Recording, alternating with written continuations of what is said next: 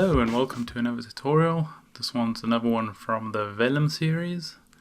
It's going to show you how to create a tightly packed ball of strings and then explode that ball of strings. Okay, let's get started. We're starting on a blank scene today, so I'll be building everything from scratch. And to start off with, we're gonna drop down a geo node. I'll just call it strings. Okay, then once we dive inside, what I'm going to do is create a sphere, copy some points onto the sphere, or scatter some points on the sphere, and copy some random lines to it. That's going to be our starting point, which will then detangle and create the initial state. Okay, I'll create a sphere.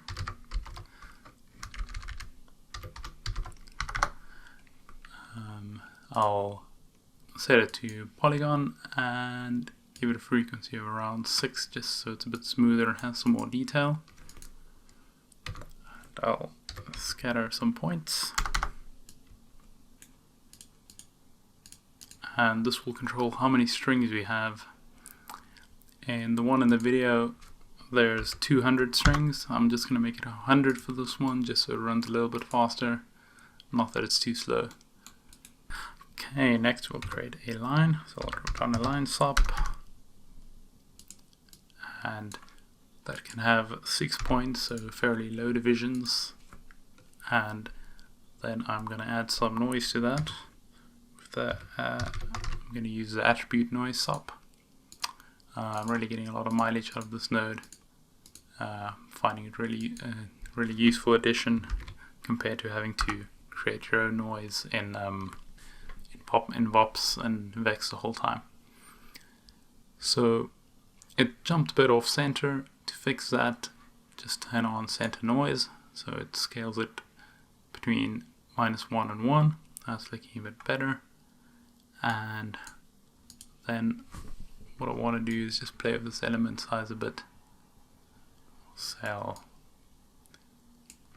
drop it down a little maybe, and I'll boost the amplitude to say like 2, 2, 2. It's fairly strong noise. We get these exaggerated lines. Next, I'll convert that to a NURBS curve. So get the convert sub.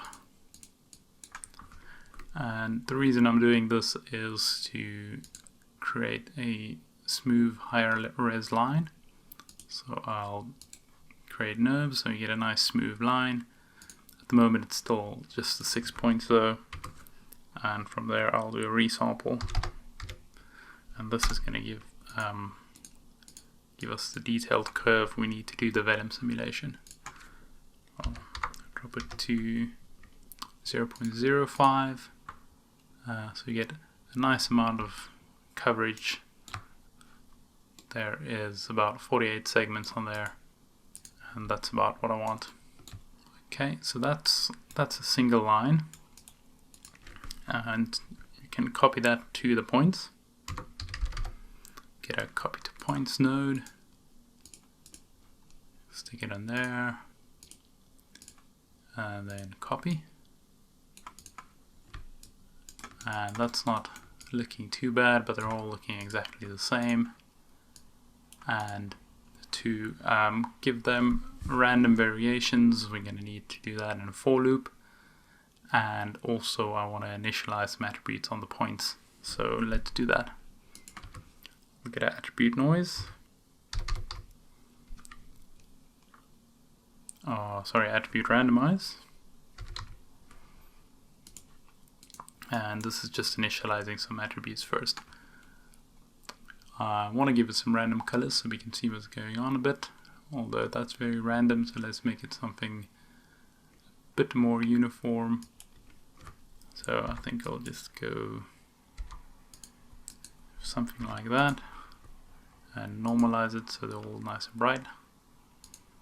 So now we have got this gradient from blue to red, and I'm gonna copy the attribute randomize.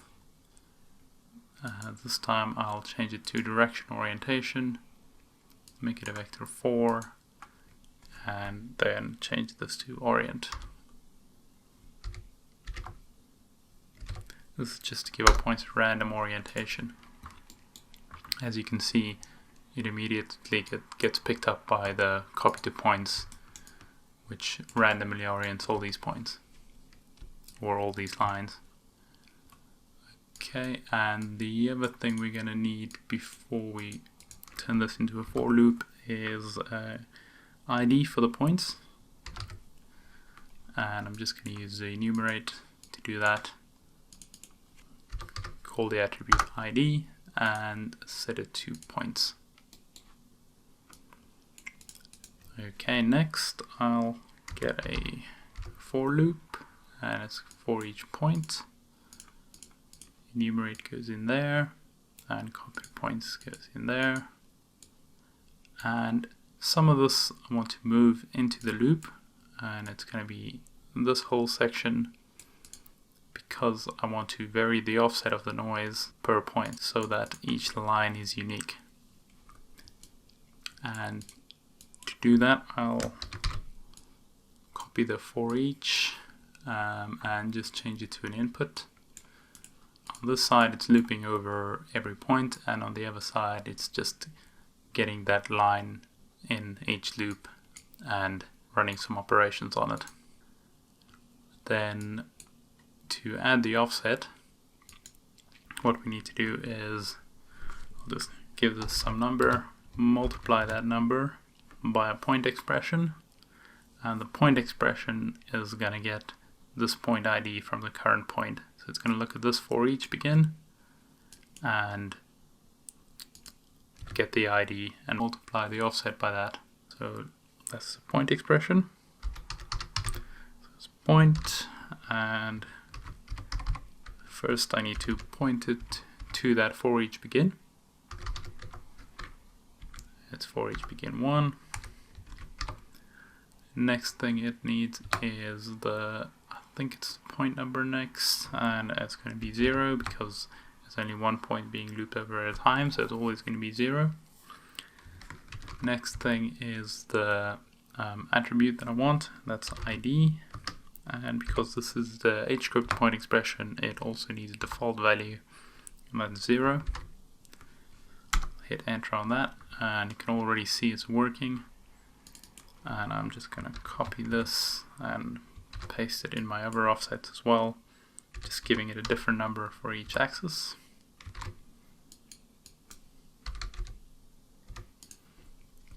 And that's the setup for our random points, and that's looking good.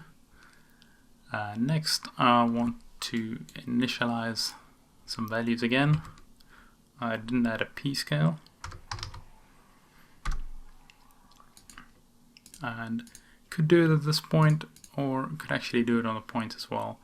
Let's say at p scale equals, and it's probably going to be a very small amount, so I'll make it 0.02, and we'll test that in a moment. Okay, so call that p scale. And now this can be turned into strings. So I get a vellum constraint.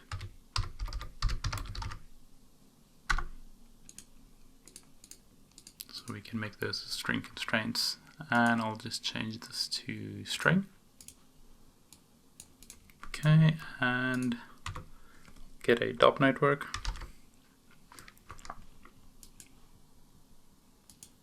I'll call the network vellum init, or vellum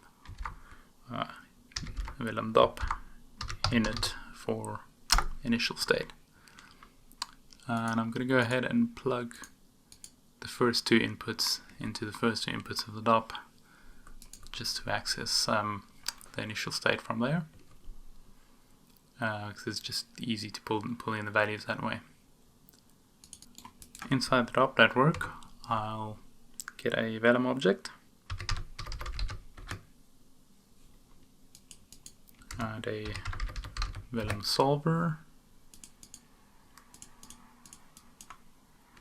wire those up, and we're already getting our points. And just before I go ahead, let me just explain what I'm doing at the moment. So the vellum init dop that I just made is mimicking the vellum drape node that we get in SOPs as well. But for this one I just want to force pulling all the points into the center, and I don't need gravity, and I just want to show you how you can simply set up that for yourself as well. So what I'm going to do on this one is I'll up the sub steps by 1 just to get a bit better results, and there's 2 nodes that I need to pull these points into the center and control their movement. The 2 nodes that I want are a pop drag, and I'll keep the air resistance at 1, so it's a really strong air resistance. Then I want the pop attract, and that's just going to pull the points to the center. That can stay position, and that's force, and the peak force distance, I'll make that 0. Can make the force a bit stronger, and let's hit play and see what happens. You can see the points are being sucked into the middle into a ball, and there you go. There we have a tightly packed vellum ball of strings. Now if we zoom in a bit closer and turn on thickness, you can see there's no real intersections there. There's some initial ones, you can see some of the blue ones, meaning that their p-scales have been adjusted. Now this is because our random scatter doesn't have any sort of collision detection, and to solve that I'm going to use the detangle sub, because I want them to not have any errors but still be nice and tightly packed. So to do that, let's get the detangle,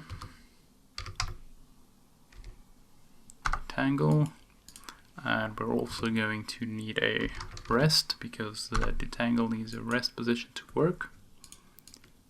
Plug it in like that, place it there, and then change previous position to rest. Now it's working again. If you turn it on and off, you can see something happening, but it really works better if you have multiple iterations. So for that I'm going to do a for loop with feedback, because I want to run the detangle a couple of times.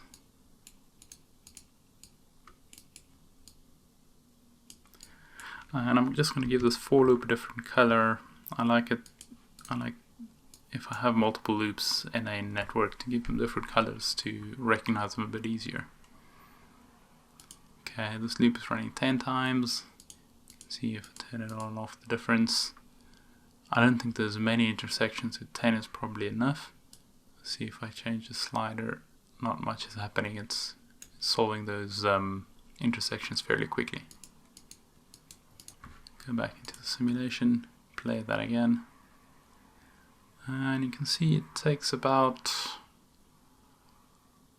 let's see, maybe about 80 frames to make a nice sphere. Could also increase the drag or drop the time scale as well, or even limit the acceleration in even more if we want to ensure that the points are nice and tightly packed without overshooting and getting too many points sticking out like that one and that one.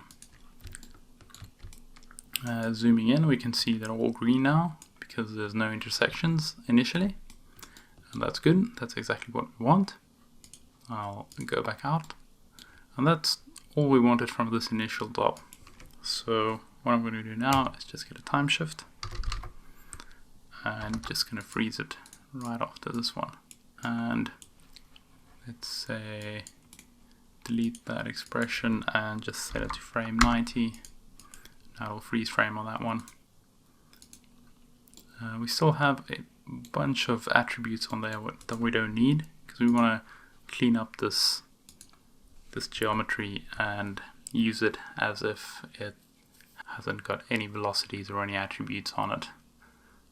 So to do that, I'm going to get an attribute delete,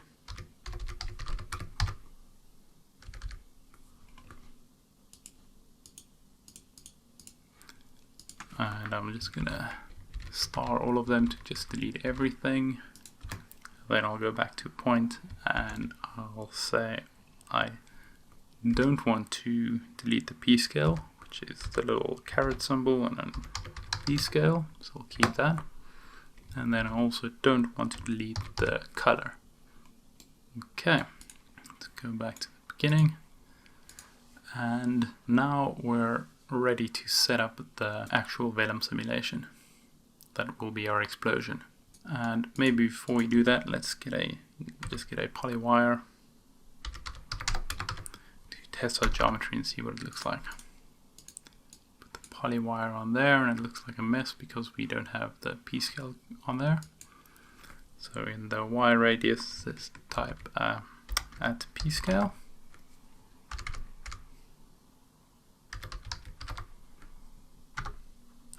And I'm going to give it some more division so they're nice and round. And you can see that's nice and tightly packed, but I can't see any intersections. Okay, so that's looking good. And next, let's get a vellum constraint again. Vellum constraints. And I'll set that to string. If you're working on a production shot, this is probably a good point to cache it out, because this could be your initial geometry you can use and move around and use in different places. Speaking of moving around, maybe I should just lift that so it's sitting on top of the floor.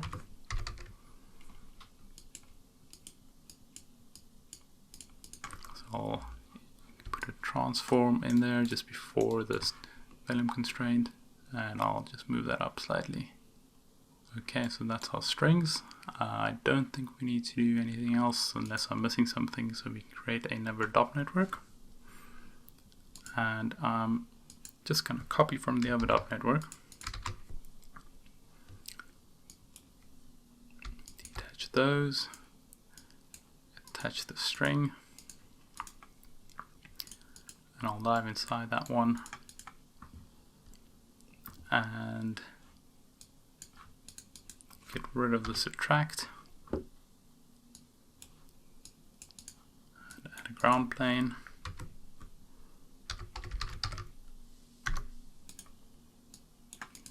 Merge. Connect the merge below the solver and add the ground. And I'll just press Shift R to flip them around. And I want to add a gravity as well.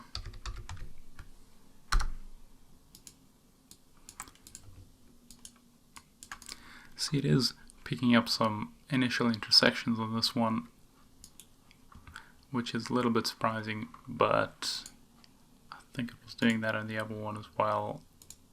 I just want to check what the p-scale values are. I don't think it's a major issue with this. I think it might just be slightly different values. So it is set to 0.02, but I think vellum has some built-in tolerance. And let me just hit play and see what happens. So they do get cleared up fairly quickly. You can see we've got our strings collapsing and falling down. And I'm just going to turn off the thickness display again. And there's the strings. Let's just play that again. You can see it's very jittery and noisy. And what I'm doing now is just a drop test to kind of see how the strings behave before I add the explosive force to it. You can see it's struggling to resolve, and it's a bit jittery and probably a bit bouncy, and these are long strings and they're all intersecting, and it is very complicated for vellum to solve all the math to get this stable. So you can guess what that means. It's more substeps than usual, and I'll set this minimum substep or the substep to 5 off the bat. I'll set the constraint iterations up to 200, so it does more constraints iterations per step. And this should already be better, probably still a bit jittery. We're planning to explode this anyway, so I'm not worried about this piling up in such a massive pile completely stably. But you can see it's already piling up a little bit more. It's all kind of moving around a lot on the inside. Let's play a bit of that. You can see still jittery, but it is a little bit better. But I'm not overly concerned about it. What I will add for this as well is I'll up the collision passes to 20 and the post-collision passes to 8. This is all just to help stabilize these points a bit more and not have any jitter in the simulation. I'll also increase the dynamic scale to 2. This is just so that the points have a little bit more drag and slow down a bit quicker once they touch the ground. We'll see if I just play a little bit of this now. If you look at the points at the bottom of the pile in this section, they are now gripping the ground a lot better and they're not sliding as far away.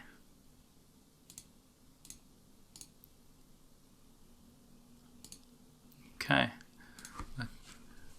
that should do it for our initial setup. So let's build the force to explode these points. Okay, to create the force I'm going to use one of the new nodes, the extract centroid. Extract centroid, plug that in, and don't want to use a per piece name, I want to say detail, and that's just going to give me a point at the center of our strings. See, if I middle click the strings, you can see the point at the center there. We'll zoom in a bit. Then I'll get a attribute wrangle.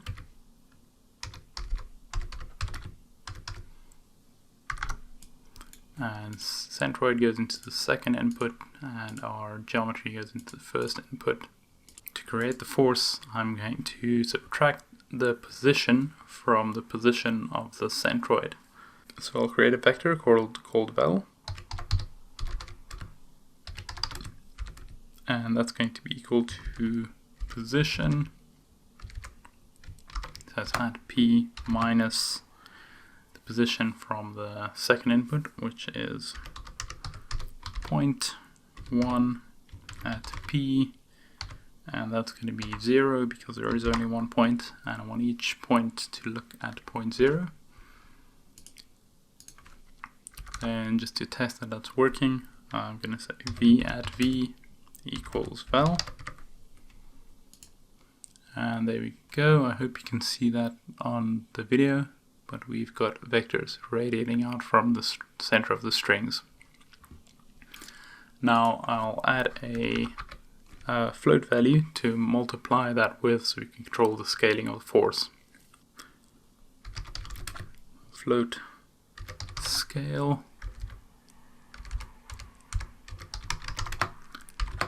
And that's equal to channel F, open close brackets, and then on the inside just call that force scale. And I'm going to hit the button to create the value and just ramp that up, and then say multiply vel by scale. And I'll make this really high value, something like 50. There we go, you can see it turn blue. And that can go back into our DOP network as our new input. So our points have the initial velocity. But I also want to control where the force is directed, and I want it to shoot mostly upwards. To do that, I'll put a transform after the extract centroids. So now if we move that pointer around, we're going to change the origin of that force. So I'll just middle click and drag and start dragging that down or dragging it up, and you can see if I change the direction of the force changes. I'm just going to turn that off for now and just display that point, and just pull it down to around there, so it's sitting close to the bottom. You just see that force again. It's doing the display thing again. There we go. So most of it's shooting up, but there's a little bit pushing downwards as well. And the last thing I want to do to make the force a little bit more interesting is just add some noise to it as well. And that's going to be the attribute noise again. And I'll set this to V. And I'll just bypass that one for now so I can see the attribute noise on its own. Again, I want to center the noise. I'll change it to sparse convolution. I'll make the amplitude on it fairly high as well. Let's make it 50. And I'm going to copy it and paste it to the other axis as well. So you get a noise of 50, you can see it there. I don't like the scale of it that much. I'm going to make it a little bit more noisy, I think. So pull it down. Yeah, maybe something, maybe 0.6. Now I'll turn the wrangle back on again so we can get our initial velocity back, and this is being added to that. As you can see, it just breaks up these vectors, make the force a little bit more interesting. Okay, now it's time for doing some work in the DOP network. So let's just see if everything's working. You can immediately see these points launching up, so something's happening. Let's see what's going on there. This drag force, for one, I can make it a lot lower. I think it's 0.01. And maybe I don't want it to solve on the creation frame, so they just start at 0. And just zoom out a little bit and hit play so we can see what's happening. And there you can immediately see them exploding, and we've got strings all over the place, which is great. Just let that run for a little bit longer. Okay, so there we go, we've got exploding strings. It's looking pretty cool. I'll zoom out a bit more. Not too many of these entangling. I had a lot more in the other one, but I had double the amount of strings. And also we can up some of the values for that, because I think what's happening at that initial strong force is a lot of them are actually just missing collisions. And what I've done on the other simulation is I've actually boosted the substeps to around 10. And then in the advanced settings, you can probably drop this or boost this max acceleration as well. Like maybe set that up to like something like 100. Because this max acceleration is gonna clamp how much a point can accelerate each frame, and if you're doing something really explosive, that might actually dampen your initial force. So if I play this now, it might be too explosive. So let's see what happens. Hopefully it's still in a good range. And that's still looking good. And it looks like there's a few more points kind of entangling. You can see there's a couple there flying along, and there's like a cluster over there. And obviously if you have longer strings or more points, there's going to be more of them getting entangled and making some interesting shapes. Also you can see they're all landing on the ground, and it's all stable, and there's not much jittering around. I'll give that a moment to play to cache all the way through. Yeah, so that's the explosion setup. It's all working. See if you zoom in, you've got the points settling on top of each other as well. If we have a less of a force, we can get a bit of stacking going on. but I kind of like the way this looks. Maybe I'll run one more where I reduce it a little bit, and then the only thing that's left is to get them out of the simulation and polywire them.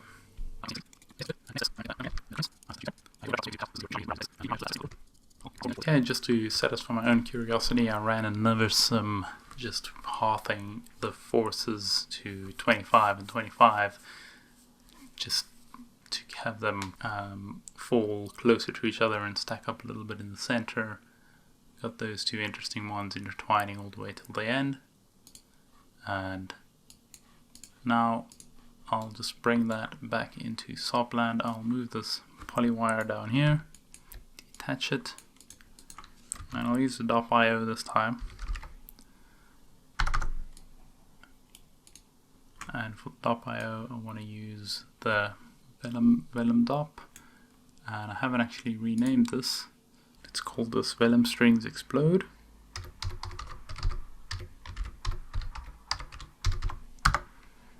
Okay, and then from vellum strings explode I just want to get the vellum object. That's vellum object 1. And then I need to change this to particles, and that'll just bring in our geometry. Okay, and before I polywired, I can polywire it right now and it's looking decent. I can zoom in, but I would like to give it a bit of a subdivision, and to do that I'll use the post process, or the vellum post process.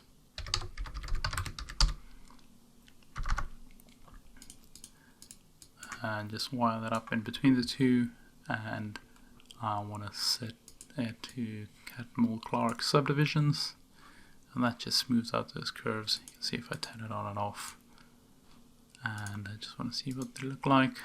Can probably do some more subdivisions on the polywire as well. Make that 12. Just turn off wireframe.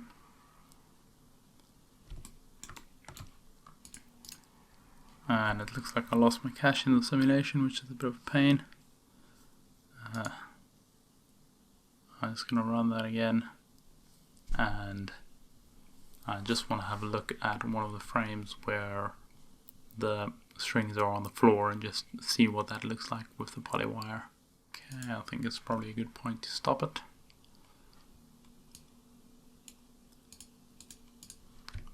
Display that. See, you got the wires stacking nicely on top of each other, and you can't see any intersections. I think it's working really well. The last thing to do is just clean up the geometry a bit before it goes into the polywire, because we have tons of attributes that we're never going to use. It's just going to make our cache file bigger and make the polywire slower because it copies all the attributes. So we'll get attribute delete.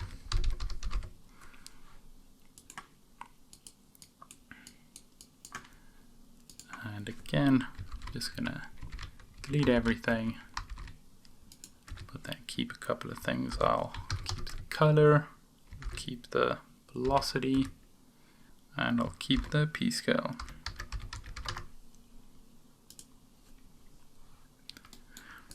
Okay, there we go, all done, and that's working. I hope you have fun with this setup. You can do lots of cool stuff with this, and probably lots of other things you can do with a ball of strings. Okay, thank you very much for watching. I hope you enjoyed this video. If you did and you want to see more content, have a look at my Patreon page or follow me on Vimeo. And if you are watching and you're not a patron yet, please consider subscribing. And as always, to all my patrons, thank you very much for your continued support. That's all from me. Bye.